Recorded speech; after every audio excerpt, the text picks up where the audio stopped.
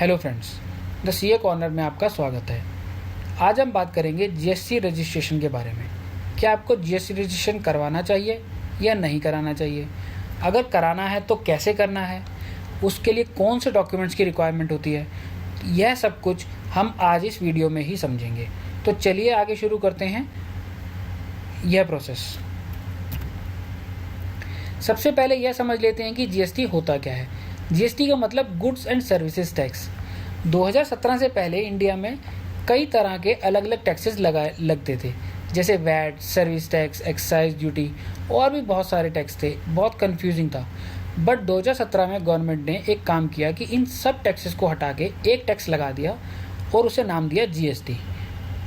That means one nation one tax. अब यह काम कैसे करता है, ये बहुत सिंपल है समझना। जैसे कि समझिए कि आपने कुछ खरीदा और आपने जीएसटी दिया अपने वेंडर को। वो जो जीएसटी आप वेंडर को देंगे वो क्रेडिट के तौर पे आपको वापस मिल जाएगा। ऑन द अदर हैंड, जब आप कुछ बेचेंगे तो अपने कस्टमर से जीएसटी कलेक्ट करेंगे। अब आपको दोनों जीएसटी का जो डिफरेंशियल है, डिफरेंस अमाउंट, वह गवर्नमेंट को पे करना है। बस इतना ही सिंपल है। अब एक बात यहाँ समझ लेनी बहुत इम्पोर्टेंट है, वो यह है कि जीएसटी आपका खर्चा नहीं है। यह आपकी जेब से नहीं जाता, आपको अपने कस्टमर से कलेक्ट करके गवर्नमेंट को देना होता है। आइए आगे चलते हैं। अब दूसरा सबसे इम्पोर्टेंट सवाल कि क्या आपको रजिस्ट्रेशन कराना चाहिए या नहीं कराना चाहिए। यह डिपेंड करता है आपके एनुअल टर्नओवर पर, मतलब एक साल की टोटल टर्नओवर पर।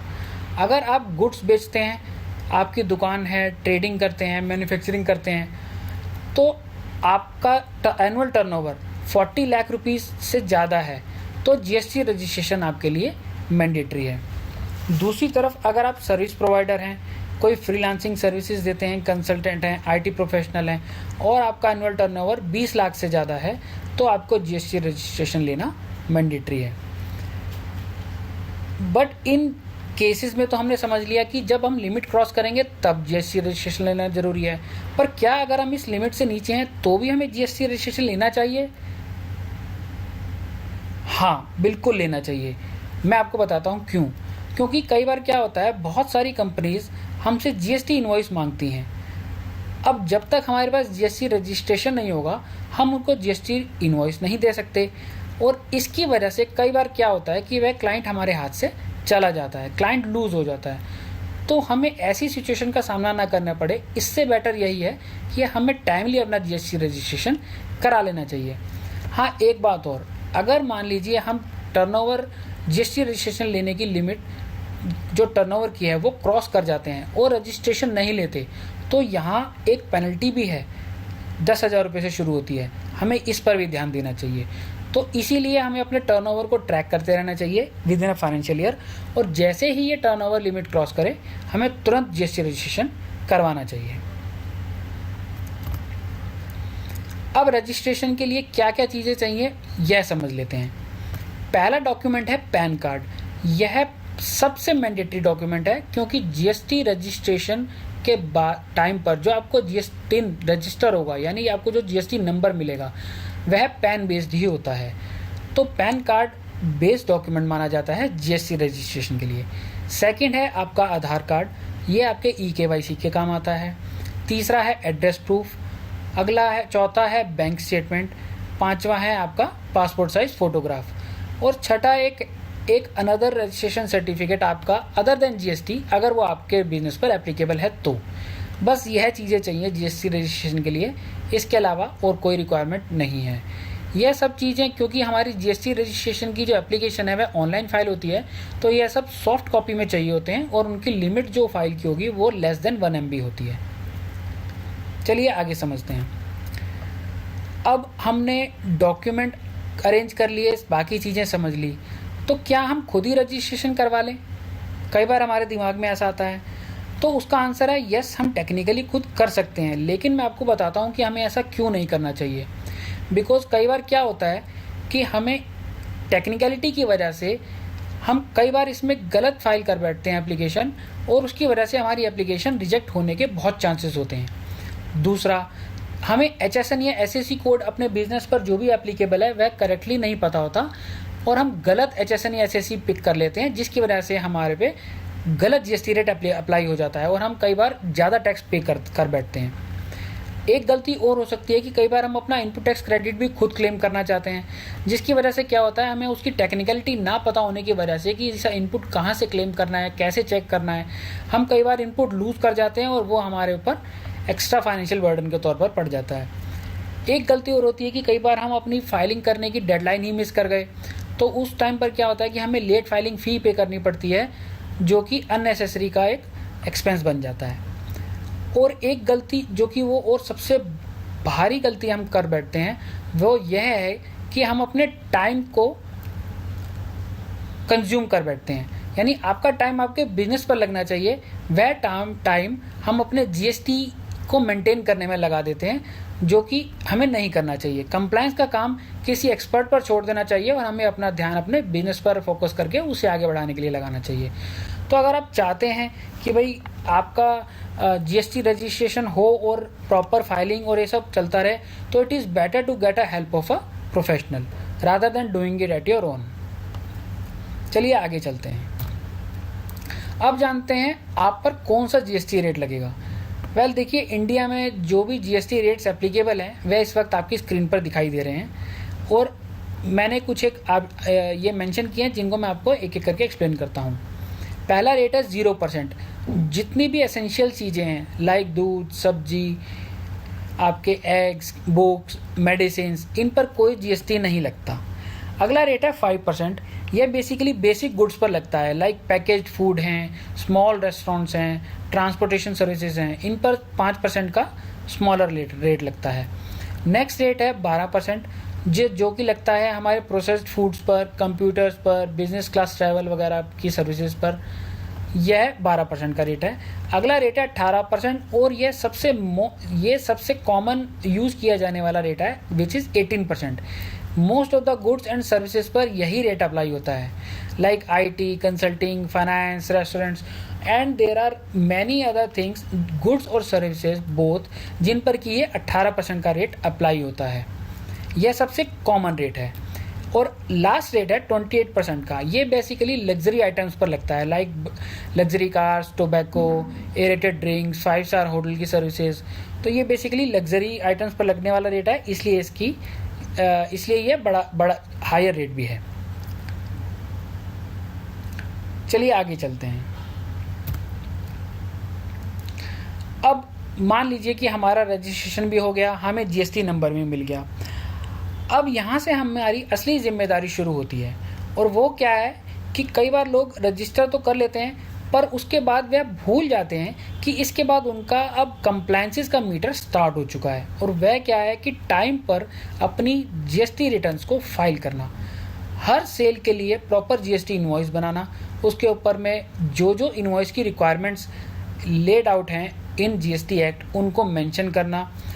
हर महीने की 11 तारीख को GSTR 1 फाइल की जाती है, हर महीने की 20 तारीख को GSTR 3 भी फाइल की जाती है, और एक फाइनेंशियल ईयर एंड होने के बाद विद इन अगले आने वाले 31 दिसंबर को या उससे पहले आपको अपनी एनुअल रिटर्न पिछले फाइनेंशियल ईयर की वह भी फाइल करनी पड़ती है। हमें ये सब फाइलिंग करने के लिए हर महीने जनरेट होने वाली GSTR 2B की स्टेटमेंट को भी बेस मानकर चेक करना चाहिए, जिसमें हम अपना इनपुट टैक्स क्रेडिट का क्लेम कर सकते हैं और अपनी GST लायबिलिटी को रिड्यूस कर सकते हैं। तो ये सारी टेक्निकल चीज़ें हैं। इसी वजह से मैं ये सजेस्ट कर रहा था कि आप ये काम किसी प्रोफेशनल पर छोड़ें रादर देन आप ये खुद करें, और अपना टाइम भी इसमें वेस्ट करेंगे और इसके अंदर में गलती होने के चांसेस भी ज़्यादा रहेंगे। अब अगर आप बहुत छोटा बिजनेस करते हैं तो एक अच्छी खबर है मेरे पास आपके लिए, वो यह है कि हम रेगुलर स्कीम में जाने के बजाय हम कंपोजिशन स्कीम में जा सकते हैं। अब यहाँ पर छोटा बिजनेस किसे काउंट किया जाता है? जिसकी एनुअल टर्नओवर लिमिट 1.5 CR से कम है। यानी अगर आपके एनुअल टर्नओवर का जो अमाउंट है या जो एक नंबर है वो 1.5 CR से कम है, तो आप इस स्कीम में रजिस्टर कर सकते हैं। इसका फ़ायदा क्या क्या है? इसके बहुत सारे फ़ायदे हैं, मैं आपको कुछ एक मेंशन करता हूँ। जैसे कि यह सिर्फ एक अगर आप शॉप्स एंड आपकी शॉप है या आप कोई ट्रेडिंग करते हैं तो आपको फ्लैट रेट देना है only 1% of the total turnover. आप किसी रेस्टोरेंट के ओनर हैं, नॉन एयर कंडीशनिंग रेस्टोरेंट के, तो आपको फ्लैट रेट 5% टर्नओवर का देना है। और आप कोई अदर देन इन दो कैटेगरीज के अलावा कोई और सर्विस प्रोवाइडर हैं तो आपके टर्नओवर पर फ्लैट रेट 6% का कंपोजिशन स्कीम में जीएसटी अप्लाई होगा। इसके बेनिफिट ये हैं कि यह सिर्फ एक ही रिटर्न फाइल होगी आपकी quarterly as compare to monthly returns, जो कि हमारी रेगुलर स्कीम में फाइल होती हैं। आपका पेपर वर्क बचेगा, आपके एफर्ट्स बचेंगे। इसमें लोअर टैक्स रेट्स हैं, सिंपल टू कैलकुलेशंस बहुत सिंपल हैं, बट हाँ इसमें एक लिमिटेशन भी है कि आप अपने क्लाइंट्स को जीएसटी इनवॉइस इशू नहीं कर पाएंगे और अकॉर्डिंगली आपके जो होने वाले आपके जो क्लाइंट आपसे जीएसटी इनवॉइस सिंस वो आप नहीं दे पाएंगे तो वह उसका जीएसटी इनपुट भी क्लेम नहीं कर पाएंगे। तो यह एक लिमिटेशन है इस स्कीम की। बट अगर आप फिर भी इन कैटेगरीज में फॉल करते हैं तो ये बहुत सिंपल है मेंटेन करने के लिए और आपको इसमें कंपोजिशन स्कीम में रजिस्ट्रेशन ज़रूर लेना चाहिए अगर आपका एनुअल टर्नओवर 1.5 CR से कम है। अब समझ लेते हैं ऐसी कुछ कॉमन मिस्टेक्स जिनको हमें अवॉइड करना चाहिए। जैसे पहला हुआ रजिस्ट्रेशन टाइम पर ना करना, जिसकी वजह से हमें 10,000 रुपये की मिनिमम पेनल्टी जो है वो देनी पड़ सकती है। दूसरा है हमें अपनी मंथली रिटर्न टाइमली फाइल ना करना या स्किप कर देना। इसके लिए हमें लेट फाइलिंग फ़ी पे करनी पड़ सकती है जो कि हम पर एक एडिशनल बर्डन बन जाएगा। अगला है प्रॉपर जीएसटी इनवॉइस ना इशू करना, जिसकी वजह से क्या होता है कि जो आपका बायर है या जो आपकी सर्विसेज अवेल कर रहा है वह जीएसटी इनपुट नहीं क्लेम कर पाएगा और वो आपके और उसके बीच में डिस्प्यूट का रीज़न बन सकता है। नेक्स्ट है आप अपना खुद जीएसटी इनपुट क्लेम ठीक तौर से नहीं कर पा रहे हैं। जीएसटी या 2B जो मंथली जनरेट होती है उसका आप रिकन्सिलेशन नहीं कर पा रहे, जिसकी वजह से आप अपना इनपुट लूज कर रहे हैं और आपका अननेसेसरी फाइनेंशियल बर्डन आपके ऊपर में आ रहा है। और एक मिस्टेक और है जो कि हम अपनी रॉन्ग बिजनेस कैटेगरी चुन लेते हैं, like sole proprietor, LLP business, या हम गलत HSN या SSC मेंशन कर देते हैं, जिसकी वजह से हमारे ऊपर में higher rate of GST apply हो जाता है। तो चलिए ये सब चीज़ें एक बार दोबारा से रिकैप कर लेते हैं। सबसे पहला, अगर हम गुड्स बेचते हैं और हमारा एनुअल टर्नओवर 40 लाख से ऊपर है या अगर हम सर्विस प्रोवाइडर हैं और हमारा टर्नओवर 20 लाख से ऊपर है तो हमारे लिए जीएसटी रजिस्ट्रेशन मैंडेटरी है। जो डॉक्यूमेंट्स चाहिए वह हैं pan, Aadhaar, address proof, bank and photo of the signatory, जो भी सिग्नेटरी बनेंगे। अगला है हमें अपनी जो जीएसटी रिटर्न्स की जो फाइलिंग का जो हमारा ट्रेंड है हर मंथ उसको फॉलो करना है। GSTR 1 फाइल करनी है by 11th of every month, GSTR 3 भी फाइल करनी है by 20th of the same month, I mean next month. मैं एक बार फिर से ये वाला पॉइंट दोबारा रिपीट कर देता हूँ। GSTR 1 फाइल की जानी है 11th तक और GSTR 3 भी फाइल होनी है 20th तक in the same month. Now अगर आपका टर्नओवर 1.5 CR से नीचे है तो आप कंपोजिशन स्कीम में भी जा सकते हैं, जो कि मच सिंपलर ऑप्शन है rather than regular scheme. And lastly कि आपको इसके लिए कोई एक प्रोफेशनल को हायर करना चाहिए ताकि आप इसमें पेनल्टीज अवॉइड कर सकें, प्रॉपर तरीके से इनपुट क्लेम कर सकें और आप अपने बिजनेस पर ज़्यादा ध्यान लगा सकें रादर देन आप अपना टाइम इसके अंदर में वेस्ट करें। तो दोस्तों यह थी एक वीडियो जिसके थ्रू हमने ये जाना कि हमें जीएसटी रजिस्ट्रेशन लेना चाहिए या नहीं, क्या डॉक्यूमेंट्स लगेंगे, क्या उसके टेक्निकलिटीज़ हैं और क्या हमको ऑप्शंस लेने चाहिए या नहीं लेने चाहिए। अगर आपको ये वीडियो हेल्पफुल लगी हो तो प्लीज़ इसे लाइक करिए, चैनल को सब्सक्राइब करिए और अगर आप कोई बिज़नेस ओनर हैं या आपने किसी दोस्त जो कि वो बिज़नेस ओनर हैं आप उन्हें जानते हैं तो ये उन्हें भी फॉरवर्ड कर सकते हैं ताकि इससे उनको भी हेल्प मिलेगी। कमेंट में ज़रूर बताइए कि क्या आपकी जीएसटी रजिस्ट्रेशन आप ऑलरेडी कर चुके हैं या करना चाहते हैं। मैं पर्सनली हर कमेंट का रिप्लाई करूंगा और अगर आप if you want my consultation in this regard तो आप मुझे डिस्क्रिप्शन में मेंशन मेरी कॉन्टैक्ट डिटेल्स के थ्रू कॉन्टैक्ट कर सकते हैं। चलिए अब मिलते हैं नेक्स्ट वीडियो में। CA कॉर्नर पर आते रहें और अपना टैक्स सिंप्लीफाई करते रहें। Thank you so much.